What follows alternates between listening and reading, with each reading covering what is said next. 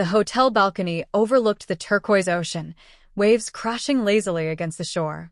I rested my elbows on the railing, feeling the cool silk of my blouse slip slightly over my wrists. The sun was just beginning to dip below the horizon, painting the sky in shades of orange and pink, but I didn't really see it. My phone buzzed again, third time in 10 minutes. It was a message from Emma, my sister, cheerful as ever. "Hey, can you watch Liam and Sophie while I handle dinner reservations?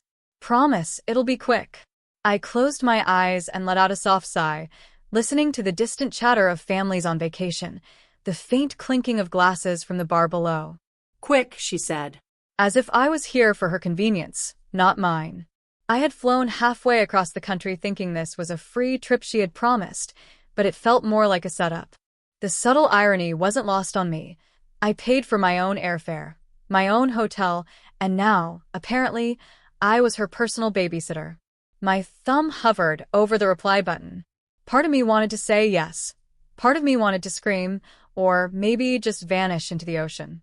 I inhaled slowly, savoring the faint scent of salt and sunscreen. I pictured the kids' sticky little hands tugging at my sleeve, my voice rising politely while my patience thinned. Yet, beneath all the irritation, there was something else, pride. A quiet, stubborn pride that had brought me here, to this balcony, to this moment. I wasn't just anyone's assistant. I was me, and I wasn't about to let this trip, this trap, define me.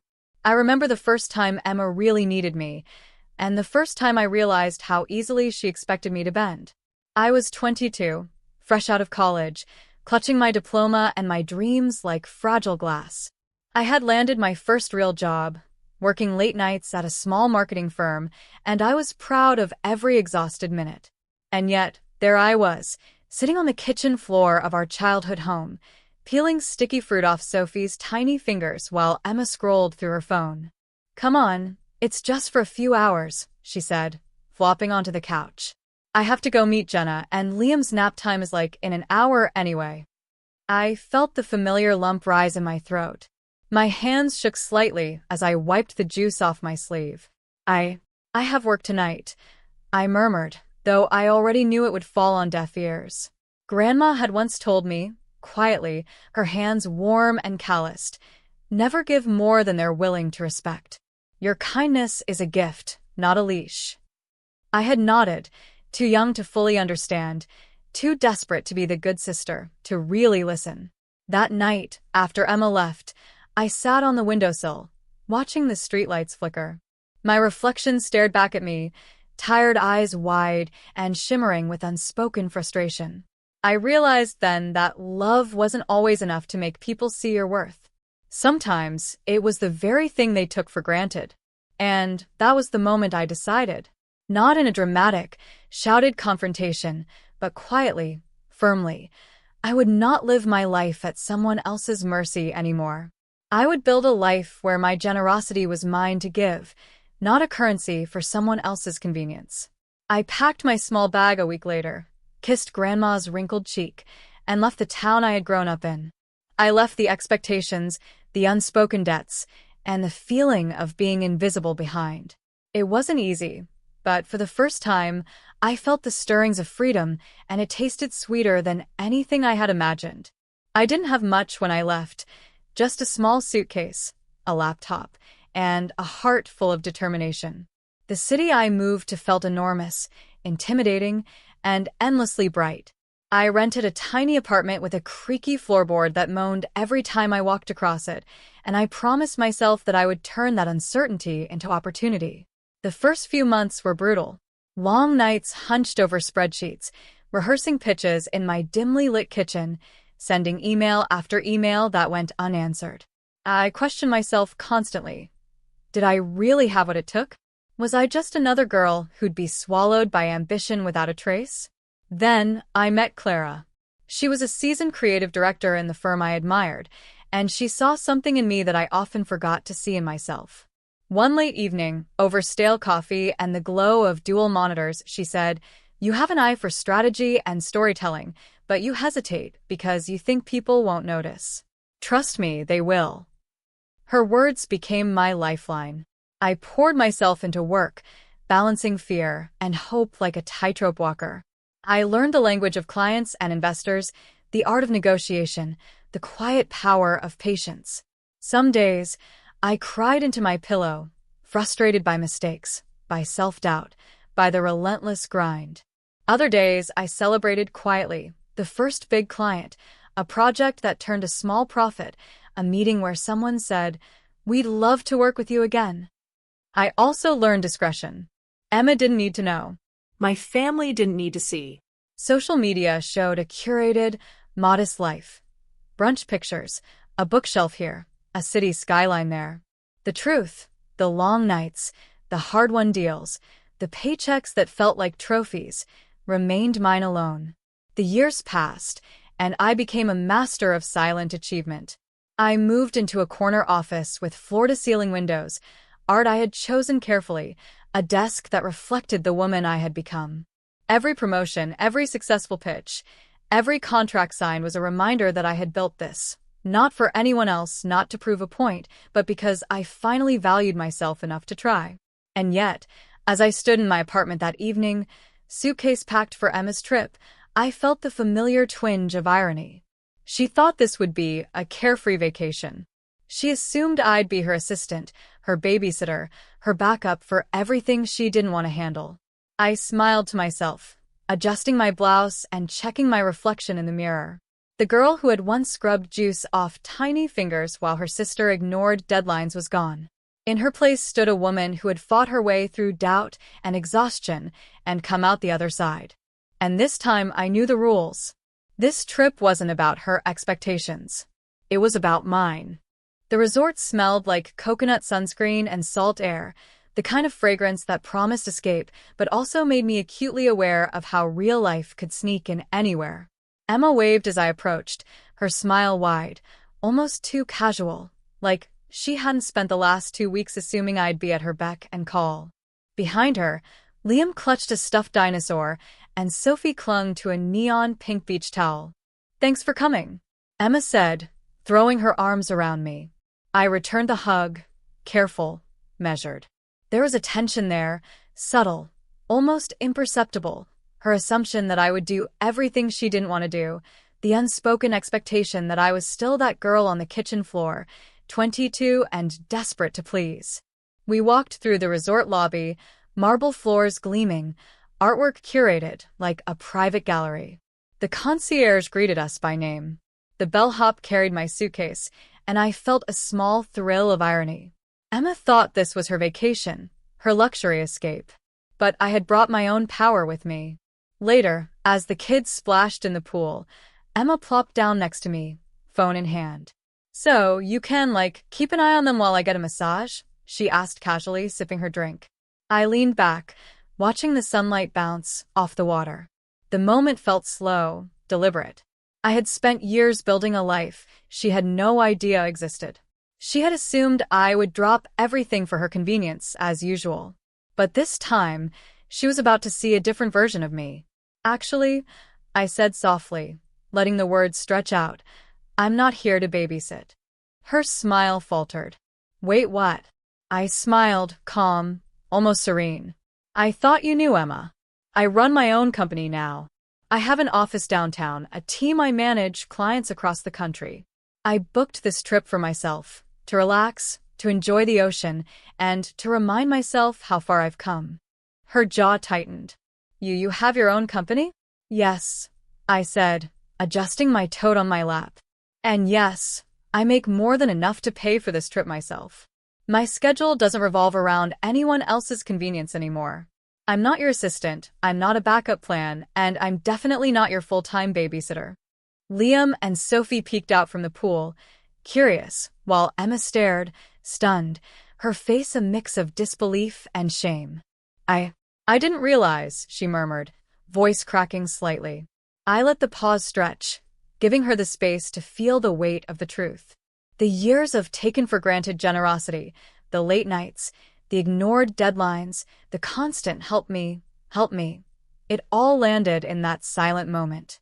"And before you ask," I continued, voice calm but firm, "I do love spending time with you.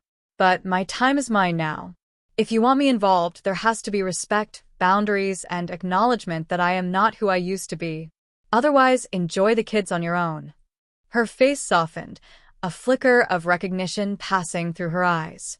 She saw, finally, that I had grown, that I had earned everything on my own, and that I would no longer let old patterns dictate my life. I stood, smoothing the skirt of my dress, and walked toward the ocean, the sun dipping lower, sparkling off the waves.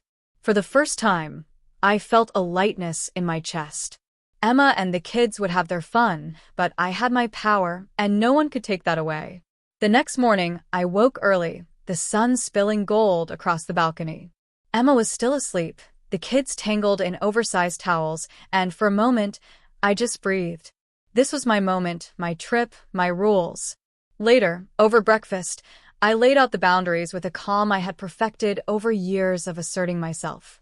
"I'm happy to spend time with the kids," I said, stirring my coffee slowly, "but this trip isn't about me doing everything for you.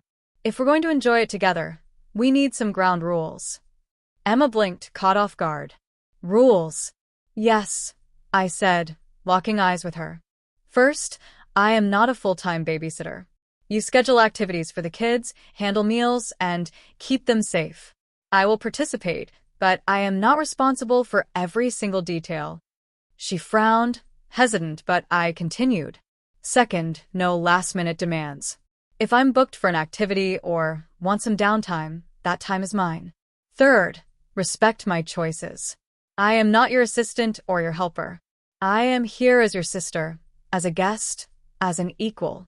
I saw her shift, a small but noticeable change. She was realizing the power dynamic had flipped. No longer was I the one expected to drop everything at her convenience. No longer could she assume my generosity would carry her through. "And one more thing," I added, softer now, letting warmth creep into my voice. "I want you to start taking responsibility for your own happiness and boundaries. I can't teach you what you won't practice. If you learn to manage your life and respect others in the process, we can enjoy time together without resentment." The kids squealed from the pool, and I smiled, knowing they were happy. My sister's face reflected a mix of guilt, shame, and relief. She was finally seeing me, not just the sister who cleaned up after her mistakes, but the woman I had become, strong, accomplished, and fully in control of her own life. Emma nodded slowly, a subtle promise in her eyes. "Okay," she said. I can do that. I'll try. I want to try." I reached across the table, lightly brushing her hand. It was a gesture of love, not weakness. Compassion without compromise, care without surrender. That's what I had learned, what I had fought for.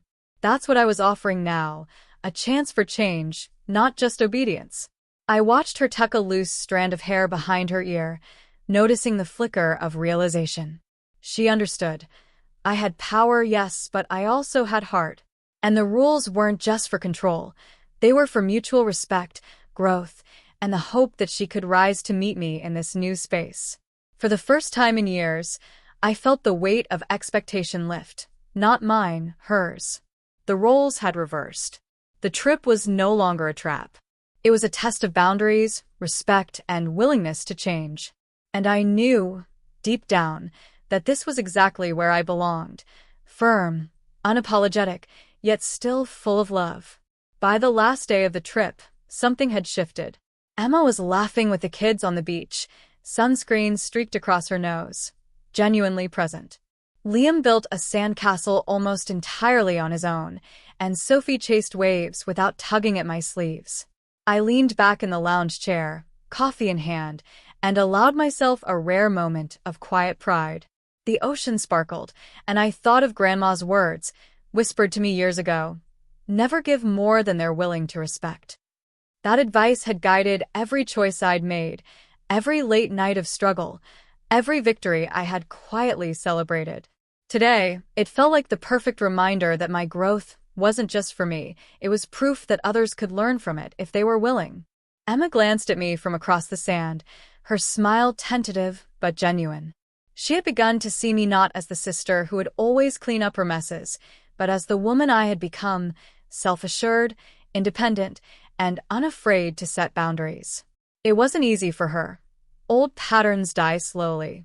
But I could see the effort, the small steps toward respect and responsibility, and that was enough. I realized, too, that the trip had given me more than a break from work or a temporary escape. It had allowed me to witness my own strength in real time. I wasn't just surviving the expectations of others, I was thriving in the freedom I had carved out, the life I had built with my own hands. As the sun dipped low, painting the sky in shades of coral and gold, I felt a serene satisfaction. I had come here under someone else's assumptions and left under my own rules. The kids laughed nearby, Emma adjusted her towel, and I breathed in deeply, feeling the salty air fill my lungs with possibility. I picked up the small bracelet Grandma had given me before I left home, the one I'd carried tucked inside my suitcase all these years.